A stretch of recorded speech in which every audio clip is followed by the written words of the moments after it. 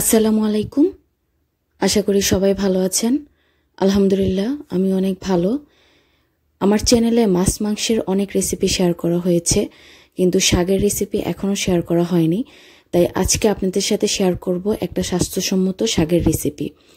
শাকের রেসিপি হলো, শাকটা কিন্তু একদম আনকমন একটা শাক। আজকের শাকের রেসিপি হচ্ছে বক চয়। বক চয় একটা চাইনিজ আর জাপানিজ শাক। চাইনিজ জাপানিজ পিপলরা খুব পছন্দ করে এই শাকটা। ওরা এই শাকটা দিয়ে স্যুপ, মিক্স ভেজিটেবল করে খায়। কিন্তু আমি একবার বাসায় স্যুপ আনাতে আমার হাজব্যান্ড বলল যে বাংলাদেশি স্টাইলে তুমি ভাজি করে দেখতে পারো। সো আমি ভাজি করার পর দেখলাম যে অসম্ভব মজা হয় এই শাকটা। সো চেষ্টা করব আজকে সেই শাকের রেসিপিটা আপনাদের সাথে শেয়ার করতে। আপনারা দেখতেই পাচ্ছেন যে বকচয় শাকটা দেখতে কিছুটা ফুলকপির পাতার মতো হলেও টেস্টটা কিন্তু অসম্ভব মজা।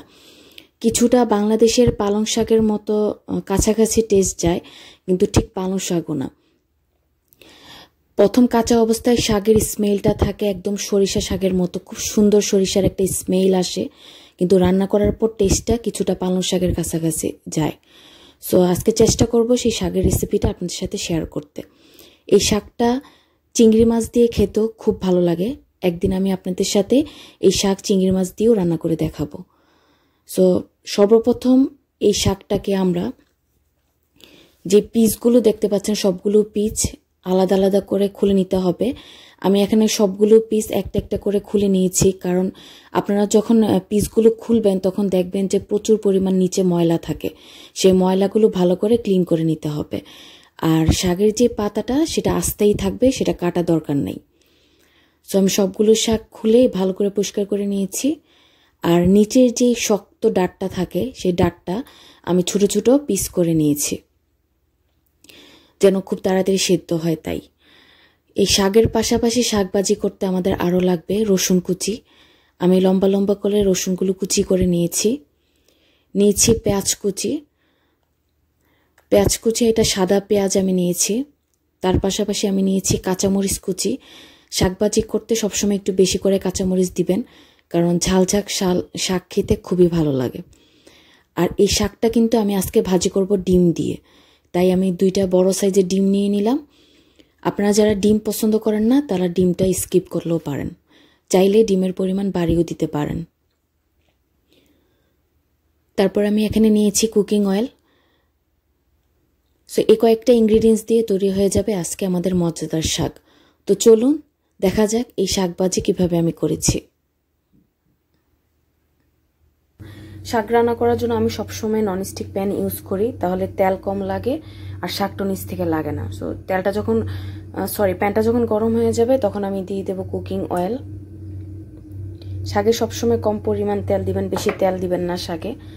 সো তেল দেওয়ার পর এখন আমি দিয়ে দিচ্ছি পেঁয়াজ কুচি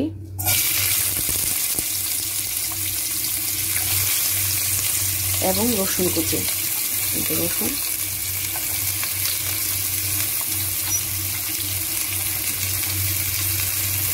দিয়ে দিলাম পেঁয়াজ এবং রসুন কুচি।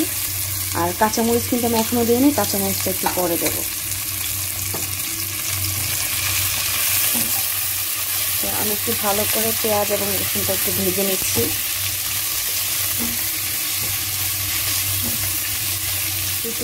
পেঁয়াজগুলো যখন খুব ভালো করে ভাজা হয়ে যাচ্ছে তখন আমি দিয়ে দিচ্ছি সেই শাকের যে নিচের ডাঁটগুলো সেগুলো আগে দিচ্ছি। নাড়িয়ে দিচ্ছি।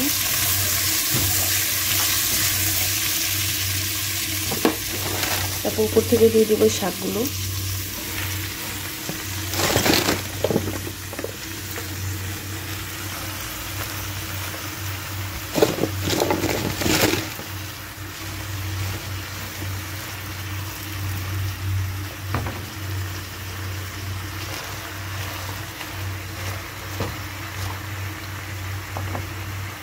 এই তো সবগুলো শাক যখন দেওয়া হয়ে যাবে তখন একটু ঢাকনা দিয়ে ঢেকে দিতে হবে।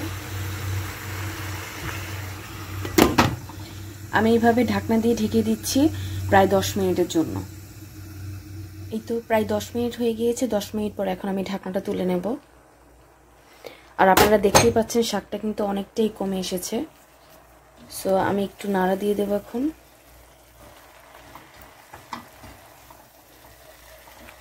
ঠিক এই অবস্থায় আপনারা দেখতে পারবেন যে প্রচুর পরিমাণ পানি ছেড়েছে কিন্তু শাক থেকে। এখন আমি দিয়ে দেব উপর থেকে কাঁচামরিচ, এই যে কাঁচামরিচ কুচিগুলো। একটা জিনিস হয়তো বা খেয়াল করেছেন, আমি কিন্তু এখনও লবণ দিইনি।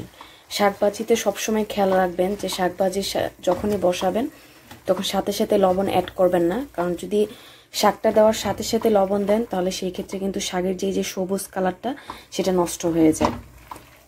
তাই শাকের এই সবুজ কালারটা যদি ঠিক রাখতে চান সেক্ষেত্রে সবসময় শাকভাজিতে লবণ অ্যাড করবেন হওয়ার ঠিক 5 মিনিট আগে। আমি ভালো করে কাঁচামরিচটা দিয়ে নেড়ে দিচ্ছি। নেড়ে ঠিক এই অবস্থায় আমি আর ঢাকনা দেব না, ঢাকা না দিয়ে ঠিক এভাবে রেখে দেব আরও 10 মিনিটের জন্য। সো আমি ঢাকা ছাড়া অপেক্ষা করছি আরও 10 মিনিট। এই তো ঠিক 10 মিনিট পর আপনারা দেখতেই পাচ্ছেন আমাদের শাকভাজিটা। এখন আমি অ্যাড করে দিব লবণ। এই তো আমি একটু লবণ উপর থেকে দিয়ে দিচ্ছি। লবণ দিয়ে একটু নাড়িয়ে দেবো আগে।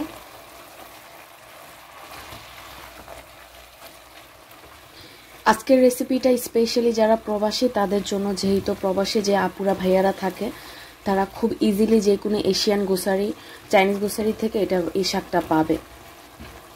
তারপর যারা বাংলাদেশে থাকে তাদের জন্য আমি বলবো যে সেমভাবে যদি শাকভাজি খেতে চান তাহলে সরিষার শাক বা মূলা শাক দিয়ে আপনারা ট্রাই করতে পারেন। সো আমার লবণ দেওয়া হয়ে গেলে এখন আমি দিয়ে দেবো সে আগের থেকে যে 2টা ডিম দেখিয়েছি, সেই 2টা ডিম আমি লবণ দিয়ে একটু ফেটে রেখেছি। সো ডিমটা আমি এখন উপর থেকে দিয়ে দেবো ছড়িয়ে একটু।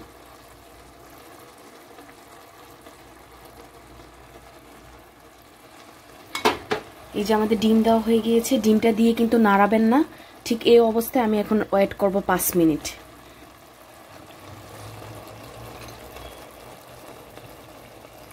এই তো প্রায় 5 মিনিট হয়ে গেল। 5 মিনিট পর একদম হালকা হাতে আমি এখন নেড়ে দেবো শাকটাকে।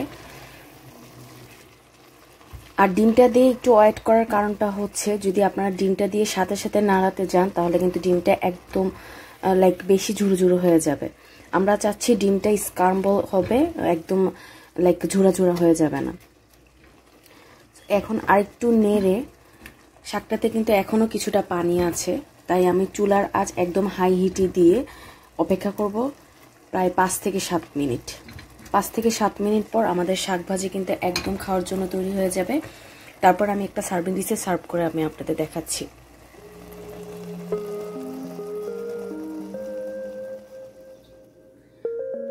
এই তো আমাদের গরম গরম শাকভাজি খাওয়ার জন্য একদম তৈরি।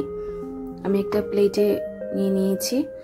আর যেহেতু শাকভাজি কাঁচামরিচ দিয়ে খেতে খুব ভালো লাগে তাই আমি কাঁচামরিচ দিয়ে ডেকোরেশন করে নিয়েছি। সো এরকম ধোয়া ওঠা শাকভাজির সাথে গরম গরম ভাত হলে আর কিছুই লাগে না। আশা করি সবার আমার এই শাকভাজির রেসিপি ভালো লেগেছে। এই শাকভাজিটা খেতে কিছুটা পালং শাক বা কলমি শাক এরকম একটা টেস্ট আসে। টেস্টটা আসলে না খেয়ে বোঝানো যাবে না, একদম আলাদা একটা অন্যরকম মজা এই শাকটার। তো আশা করি সবার আমার রেসিপি ভালো লেগেছে। ভালো লাগলে প্লিজ আমার চ্যানেলটা সাবস্ক্রাইব করবেন, লাইক দিবেন ভিডিওতে। সবাই ভালো থাকবেন, সুস্থ থাকবেন। আল্লাহ হাফেজ, আসসালামু আলাইকুম।